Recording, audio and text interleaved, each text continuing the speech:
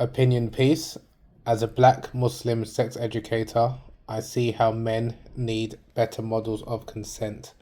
So, this was an article that I wrote for Thomson Reuters in July 2020. It was actually published on the 15th of July 2020 about sexual consent.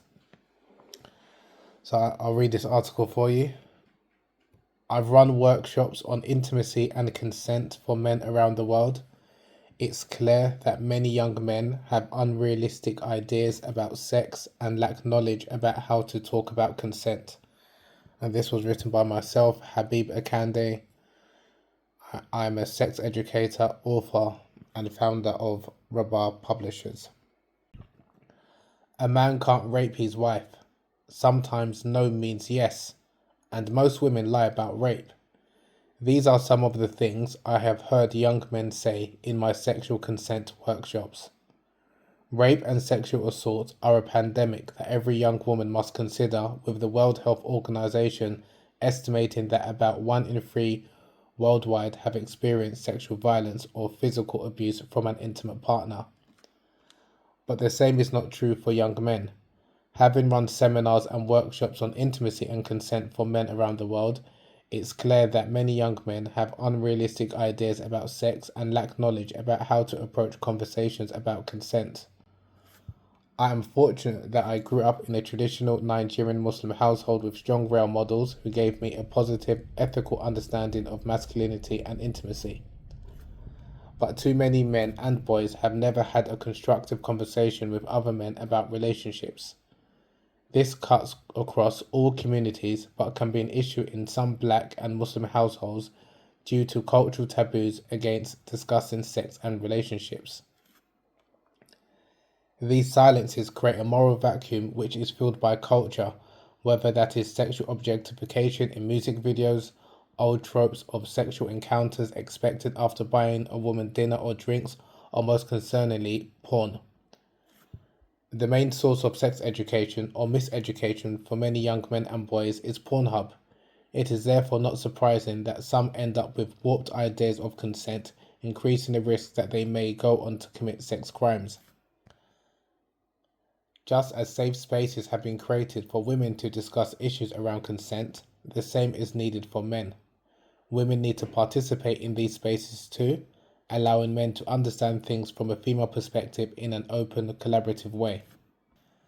Many young men are afraid to even broach this subject publicly, fearful they will say the wrong thing and be viewed as a predator.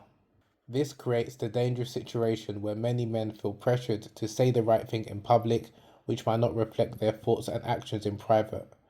It should not be taboo to discuss ambiguities that sometimes arise during dating, seduction, and intimacy, and how emotional literacy and communication can and must remove this ambiguity.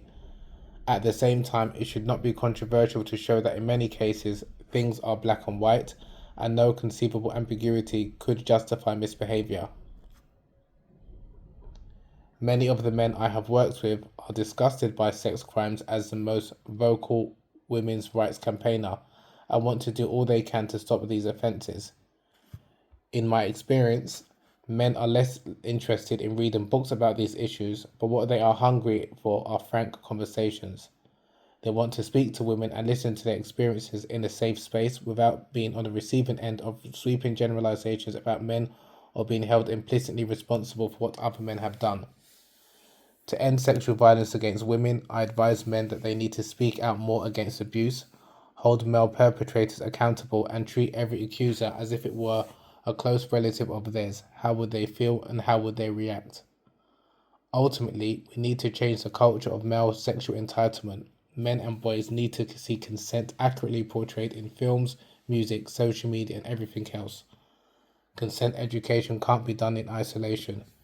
Consent is part of a healthy, fulfilling sex life. It makes relationships and physical closeness more ethical and also more satisfying for everyone. That is something that all men can get excited about.